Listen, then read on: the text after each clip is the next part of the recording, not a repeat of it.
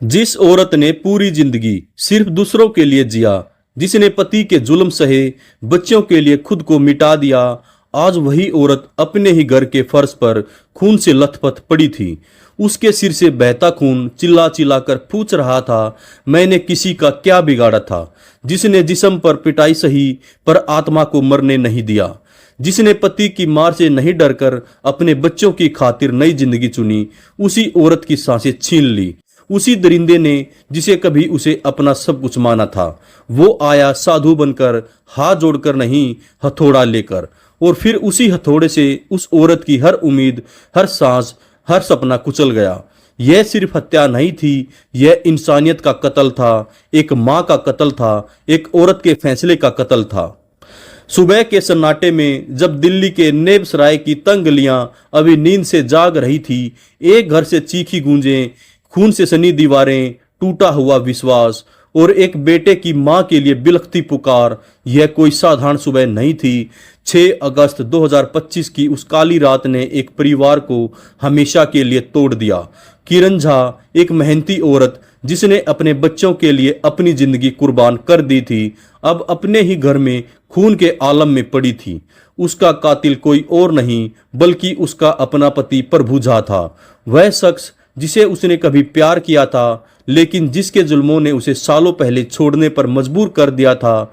साधु के भगवे कपड़ों में छिपा वह कातिल अपनी पत्नी को हथौड़ों से कुचलकर फरार हो चुका था।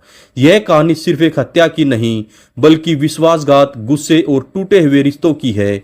आइए उस रात के बारे में जानते हैं। जो भी हमारे दोस्त चैनल पर नए हैं, प्लीज चैनल को सब्सक्राइब जरूर कर लें और वीडियो को लाइक करें। सुबह के 4:09 नेब सराय की गलियों में कुत्तों की भौंकने की आवाजें धीमी पड़ चुकी थी। अधिकांश घरों में लोग अभी गहरी नींद में थे, लेकिन किरण झा के घर में एक भयानक सन्नाटा पसरा था। कमल झा, किरण की बहू, अपने बच्चों को सुलाने के बाद रसोई में पानी लेने गई। अचानक उसकी नजर किरण के कमरे की ओर गई। दरवाजा हल्का सा खुला था और अंदर से कोई आवाज नहीं आ रही थी। कमल को कुछ गड़बड़ लगी। उसने धीरे से दरवाजा खोला और जो देखा उसने उसके होश उड़ा दिए। किरण फर्श पर पड़ी थी, उसके सिर से खून की धार बह रही थी। उसका चेहरा, जो हमेशा मुस्कान और मेहनत की कहानी कहता था, अब लाश में तब्दील हो चुका था। पास ही एक हथौड़ा पड़ा था जिसका हैंडल खून से रंगा हुआ था। कमल की चीख ने पूरे घर को जगा दिया। उसका बेटा दुर्गेश और छोटी पोती दौड़कर आए, लेकिन तब तक बहुत देर हो चुकी थी। किरण की सांसें हमेशा के लिए थम चुकी थी। पुलिस को बुलाया गया। नेब सराय थाने की जीप कुछ ही मिनटों में घर के सामने रुकी। सिपाहियों ने कमरे का मुआयना किया।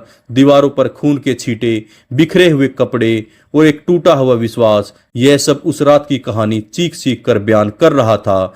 लेकिन कातिल कहाँ था और क्यों उसने किरण को इतनी बेरहमी से मारा, यह सवाल हर किसी के दिमाग में कौंध रहा था। किरण झा की जिंदगी आसान नहीं थी। बिहार के मुंगेर जिले के एक छोटे से गांव में जन्मी किरण की शादी प्रभु झा से तब हुई थी जब वह महज 18 साल की थी।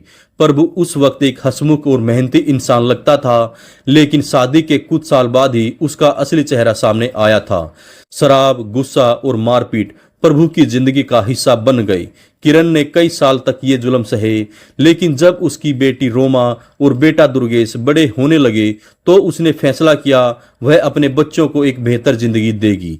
10 साल पहले किरण ने प्रभु को छोड़ दिया और दिल्ली आ गई। यहाँ उसने एक केयर टेकर की नौकरी शुरू की। मरीजों की देखभाल करना, उनके लिए खाना बनाना, उनकी दवाइयों का ध्यान रखना, किरण ने यह सब मेहनत और लगन से किया। उसका छोटा सा घर जो नेब सराय की एक तंग गली में था, उसकी मेहनत की गवाही देता था।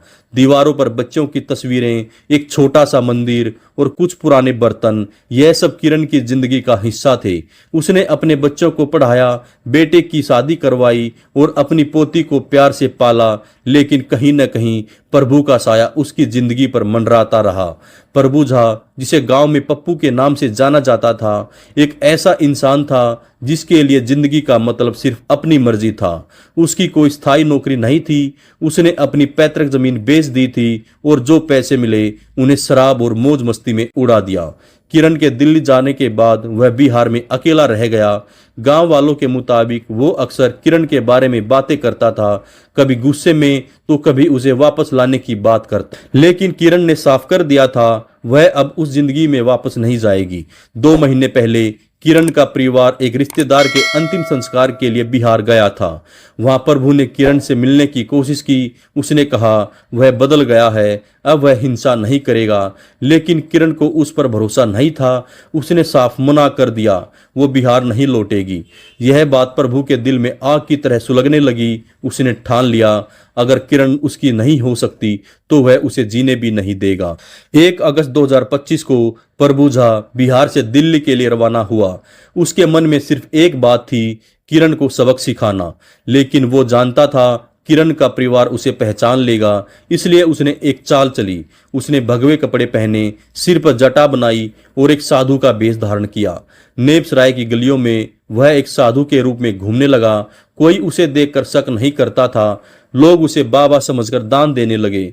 लेकिन प्रभु का मकसद कुछ और था। वो कई दिनों तक किरण के घर के आसपास मंडराता रहा।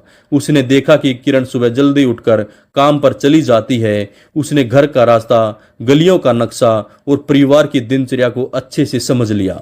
5 अगस्त की रात को उसने अपनी साजिश को अंजाम देने का फैसला किया। वह रात के अंधेरे में किरण के घर के पास पहुंचा। उसने साधु के भेष में दरवाजा खटखटाया। किरण की बहू कमल ने दरवाजा खोला। उसने साधु को देखकर कोई शक नहीं किया। प्रभु ने कहा उसे किरण से कुछ जरूरी बात करनी है। कमल ने उसे अंदर बुला लिया। रात के करीब 2 बजे थे। किरण अपने कमरे में सो रही थी। प्रभु झा ने कमल से कहा वह किरण से अकेले में बात करना चाहता है। कमल, जो साधु के भेष पर भरोसा कर चुकी थी, कमरे से बाहर चली गई। प्रभु झा ने दरवाजा बंद किया और किरण के सामने खड़ा हो गया। किरण ने उसे पहचान लिया। उसने गुस्से में पूछा, तू यहाँ क्या कर रहा है? मैंने तुझे कहा था मेरे पास वापस मत आना। प्रभु झा ने पहले तो किरण को मनाने की कोशिश की। उसने कहा वह उसे बिहार ले जाना चाहता है, अब वह बदल गया है। लेकिन किरण ने साफ मना कर दिया। यह सुनकर प्रभु झा का गुस्सा 7वें आसमान पर पहुंच गया। उसने अपनी जेब से एक हथौड़ा निकाला जो उसने पहले से छिपा रखा था। किरण ने भागने की कोशिश की, लेकिन प्रभु ने उसे पकड़ लिया। उसने किरण के सिर पर हथौड़े से वार किया। 1 2 3, वह रुका नहीं। किरण की चीखें कमरे की दीवारों से टकराकर दब गई। कुछ ही मिनटों में किरण की सांसें थम गई। प्रभु झा ने हथौड़े को वहीं छोड़ दिया और चुपके से घर से निकल गया। सीसीटीवी फुटेज में उसे सुबह 5 बजे भागते हुए देखा गया। सुबह जब कमल ने किरण को खून से लथपथ देखा तो उसकी चीखों ने पूरे मोहल्ले को जगा दिया। दुर्गेश और उसकी बेटी ने मां को इस हाल में देखा तो उनके पैरों तले से जमीन खिसक गई। रोमा, किरण की बेटी, जो उस वक्त वहां नहीं थी, को फोन पर खबर मिली। वो दौड़ती हुई दिल्ली पहुंची। परिवार का रो रो कर बुरा हाल था। किरण, जो इस परिवार की रीढ़ थी, अब उनके बीच नहीं थी। पुलिस ने मौके पर पहुंचकर जांच शुरू की। हथौड़ा, खून के धब्बे और सीसीटीवी फुटेज सब कुछ प्रभु की ओर इशारा कर रहा था। लेकिन प्रभु अब तक फरार हो चुका था। पुलिस ने रेलवे स्टेशनों, बस अड्डों और बिहार जाने वाले रास्तों पर नाकाबंदी कर दी, लेकिन प्रभु झा का कोई सुराग नहीं मिला। किरण की जिंदगी सिर्फ एक औरत की कहानी नहीं थी, वह एक माँ थी जिसने अपने बच्चों के लिए सब कुछ कुर्बान कर दिया। वो एक योद्धा थी जिसने अपने पति के जुल्मों से लड़कर अपनी जिंदगी को नए सिरे से शुरू किया। वह एक केयरटेकर थी जिसने अनगिनत मरीजों की सेवा की। उसकी मुस्कान, उसकी मेहनत और उसका हौसला, यह सब अब सिर्फ यादों में रह गया था। रोमा बताती है, उसकी माँ हमेशा कहती थी, जिंदगी चाहे कितनी मुश्किल हो, हार मत मानना। लेकिन उस रात किरण की जिंदगी एक ऐसे इंसान ने छीन ली जिसे उसने कभी अपना सब कुछ माना था। दिल्ली पुलिस ने इस मामले को गंभीरता से लिया। डिप्टी कमिश्नर ऑफ पुलिस अंकित चौहान ने बताया, यह हत्या निजी दुश्मनी का नतीजा थी। प्रभु झा की तलाश में पुलिस ने बिहार में भी अपनी टीमें भेजी। सीसीटीवी फुटेज ने प्रभु झा को साधु के भेष में देखा गया था, जिसके आधार पर उसकी तस्वीरें सभी थानों में भेजी गई। लेकिन प्रभु झा का अब तक कोई पता नहीं चला। क्या प्रभु बिहार भाग गया? क्या वह अभी भी दिल्ली में छिपा हुआ है? क्या वह फिर से कोई नया भेष धरेगा? यह सवाल सिर्फ न पुलिस के लिए बल्कि किरण के परिवार और पूरे नेप्सराय के लिए एक पहेली बने हुए हैं। यह कहानी सिर्फ एक हत्या की कहानी नहीं है, यह कहानी है एक औरत की जिसने अपनी जिंदगी को अपने दम पर बनाया। यह कहानी है एक परिवार की जो अब सिर्फ यादों के सहारे जी रहा है। और यह कहानी है एक कातिल की जिसने अपने गुस्से और अहंकार में एक मासूम जिंदगी को खत्म कर दिया। नेप्सराय की तंग गलियां अब भी उस रात की गवाही देती हैं।